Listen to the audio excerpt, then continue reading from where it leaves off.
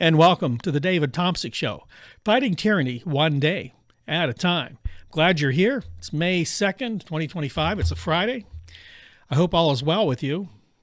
Today we're going to pick up where we left off yesterday about Trump being a dictator. Okay, I truly believe this is where we're at right now, and the polling data that I mentioned yesterday kind of agrees with me. Now, we're going to go down a few numbers here so you get a refresher course before I go on with the rest of this video. I do have a commentary at the end, so stay tuned for that. Right now, 52% of Americans believe that Donald Trump is a dictator right now. And my understanding is that a lot of people believe that he may not be a dictator right now, but at some point in the future, he will be. So who knows what that number will be at that time. But people are thinking about it. Now, the breakdown, according to party, Democrats, 87% of them believe Donald Trump is a dictator. 56% of independents believe Donald Trump's a dictator. And guess what? 17% of Republicans believe he's a dictator. I'm surprised that number's that high because the true believers actually voted for the dictator. Let's be honest. He wasn't hiding anything. He said he was going to be a dictator. We know that's his personality. We know his plans. We've read Project 2025.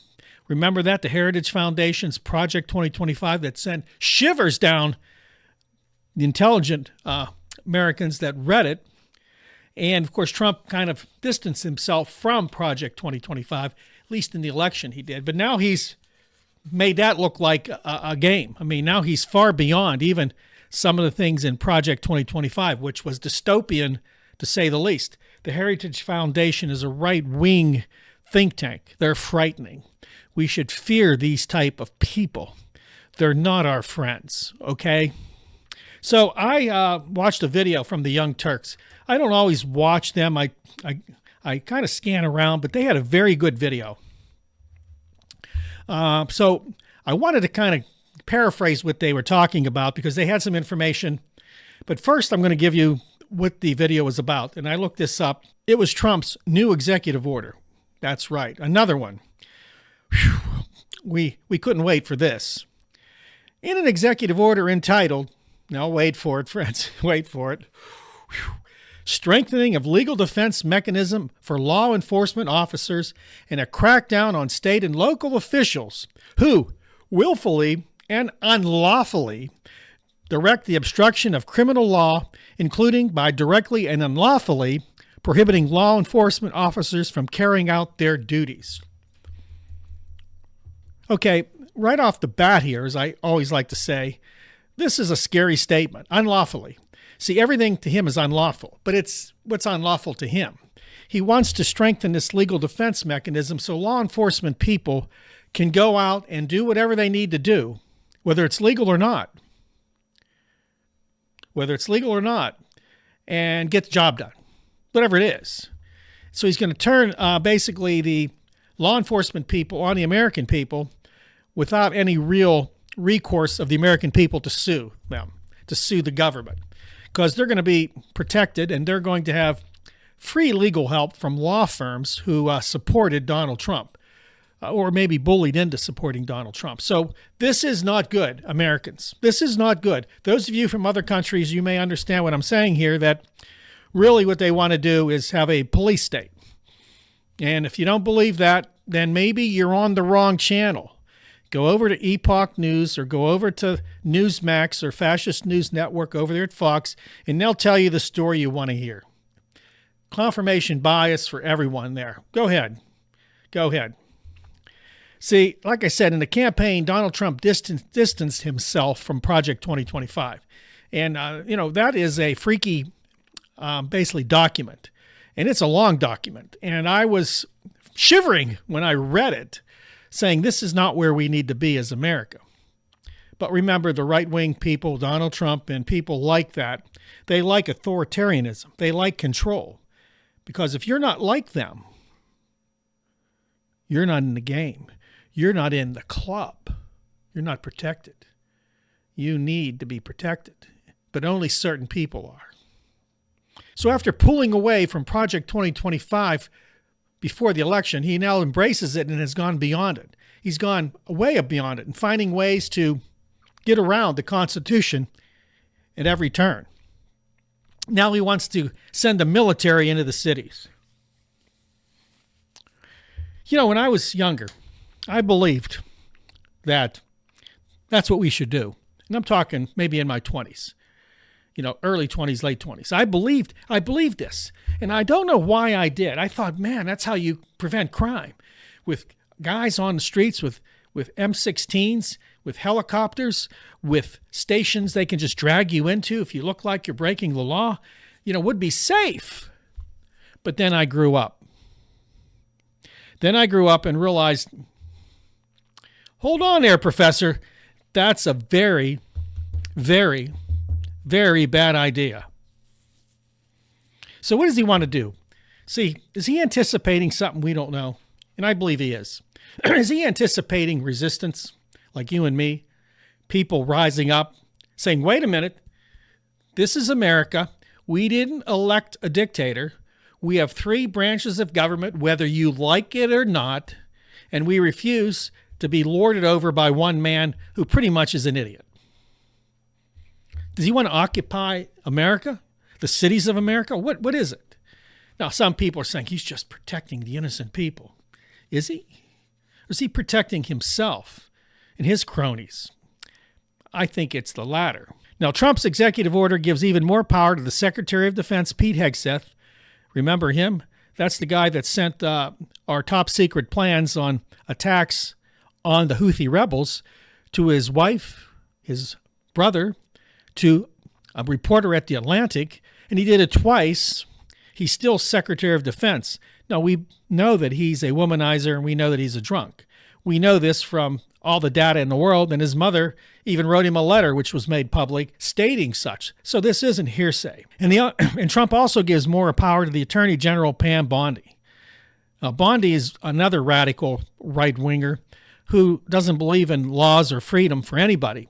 She's somebody that you don't want to give a lot of power to, but guess what? She now has it. She's going to be able to use it with her buddy Pete to do whatever they want. They're going to determine how military and security assets can be effectively used. Guess what? To prevent crime.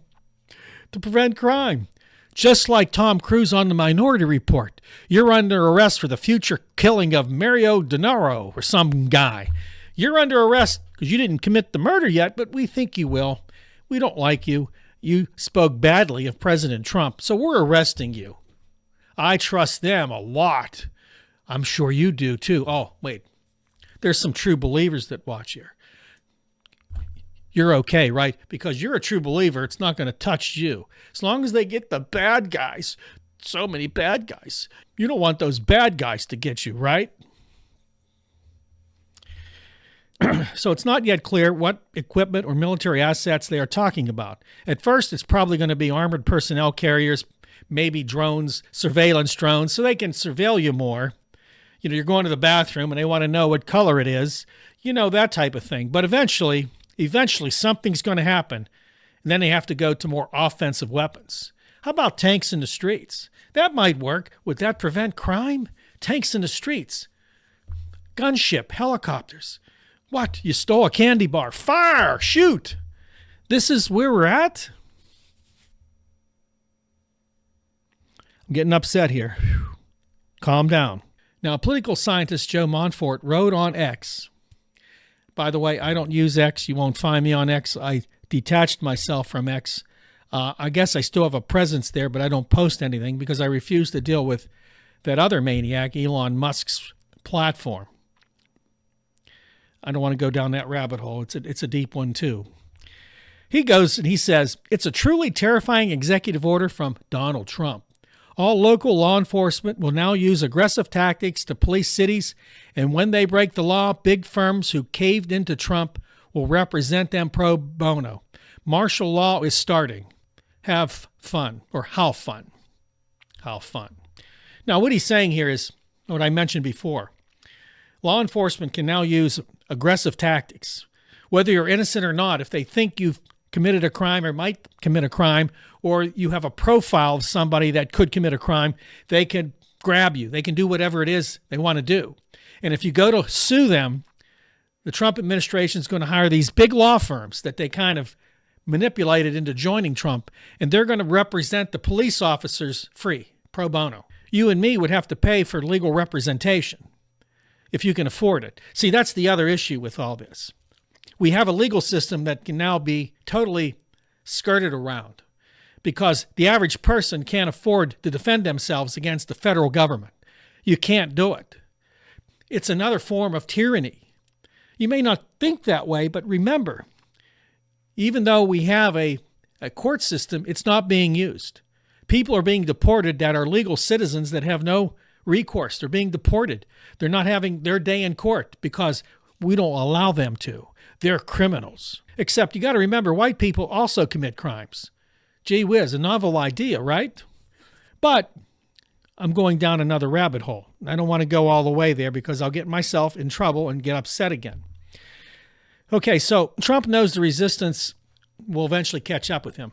People will start realizing, like me and you right now do, that tyranny has exploded in this country.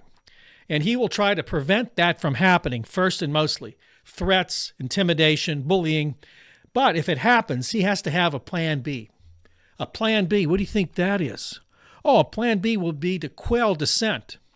If he's going to use the military, if you go out and protest, if we get 1,000, 10,000, 50,000 people and we protest, he's going to use the military to quell it, calling us terrorists because we oppose him. That's something you should know. Even people who are the true believers have to know this. If you don't, I'm ashamed of you. I mean, come on. I know. He's going to fix America. He's going to fix it any minute now. He just has to tear it all down first. Tear it all down first. All at one time. Tear it down. Tear it down. Whew. Anyway, there was a commentary I watched on the Young Turks from Yasmin Khan. She did an excellent job of actually relaying my own feelings. So I'm going to read hers and give her credit for this. She goes on and she says, Trump has been using authoritarian rhetoric and tactics all along since his first term. He's been demonizing education in universities and school curriculum. He's been demonizing and sowing distrust for media and is dismantling entire agencies in the name of efficiency. That's an authoritarian thing to do. To weaponize the economy, to manipulate the markets, and telling Americans he alone can fix their problems because he is the chosen one. Then the otherizing of an entire group of people saying they're the ones to blame for your problem. And slowly and consistently declare them to be terrorists, and then using that designation to justify all kinds of unconstitutional behavior. Trump was democratically elected, which makes some people feel that he cannot be a dictator. The thing his followers don't seem to understand, because they don't seem to study history, is that plenty of dictators throughout history were democratically elected into the position initially before they became dictatorial, before they started dismantling the government from within. And they can justify their actions by saying, this is what people wanted because they voted for me. I did not vote for tyranny. I did not vote for Donald Trump. Very excellent commentary there. So this is my commentary. I know most people on the right and people who are detractors of my stances. I understand. You know, you have a belief system that's based on a guy that said he's going to fix what's wrong with America. He's going to fix it. He's the only one that can. You need a strong man. You need a authoritarian type of person to tear it all down and rebuild it the way you want it. Now, that's a big ask. As I've said in many videos, he's tearing down all of our ties with the world order we created, the rules-based order that was basically 80 years old. He's tearing down our allies, both North and South. He's destroying our internal structures of our democracy. He's destroying our government agencies, as I mentioned before, in the name of efficiency. But this isn't efficiency. This is a power grab. You destroy everything that might come against you. Those people within the federal government he's afraid of, because most of them are long-time government employees. Many of them are Democrats, most likely, or at least he believes that. He's got to get rid of anybody and everybody who can rise up against him. Then he brings in people like Pete Hegseth and Pam Bondi, who will do anything he says, who will jump as high as they need to jump to please him, who will do whatever illegal act he wants them to do, because he's already skirting the Constitution. He's already defied the Supreme Court. What else is there? And I know people are saying, well, the Supreme Court shouldn't stand in the way of his policies. But when it comes to the Constitution, they have every right to stand in his way. The Constitution is primary to our existence. And once a president breaches that, goes beyond what anybody else ever did, you have a danger. You right now have a constitutional crisis that we've never seen before, ever. And it will only get worse. That's why the resistance needs to be strong. That's why we need to resist now before he totally gains control. That's why he did the things he did in the first 100 days, to set the tone, to set the foundation. Now the power grab begins in earnest. Will he truly weaponize the police forces of every city in our country? Will he start occupying our cities and towns? Will he send the military into the streets with tanks, with drones, with helicopters? I don't know. My feeling is that if he needs to, he will have no problem doing it. I believe that there's a situation that will arise within his 4 years that will cause him to push that panic button, that will cause him to send military into the streets to quell protests, to make sure he cannot be overthrown. And I believe he's going to attack the Constitution, and I believe he's going to attack it and try to get elected for a third term. And I think he will do everything in his means to make sure he wins that election. He wants to be dictator for life. You should fear. You should consider this before you go to bed tonight and pray that we can stop him before it gets too bad in America, before our freedoms are totally gone, before we have a police state. And if you remember Germany, it was frightening because people were turning each other in. That's what he's going to count on. That's how he's going to quell dissent. Because plenty of people you know that are your friends or used to be your friends will squeal on you in a minute. They will die on that hill for Donald Trump and take you with them. Well, it's all the time I have. Please like, subscribe, and share our videos. Don't forget to go over to the Nights Around the Fire, our video channel there. I have a link in the description box. We're making some new videos right now. I'm sure you'll enjoy them. Besides all that, have a great weekend, and I'll see you on the rebound on Monday. And thanks for watching The David Tomsic Show, right here.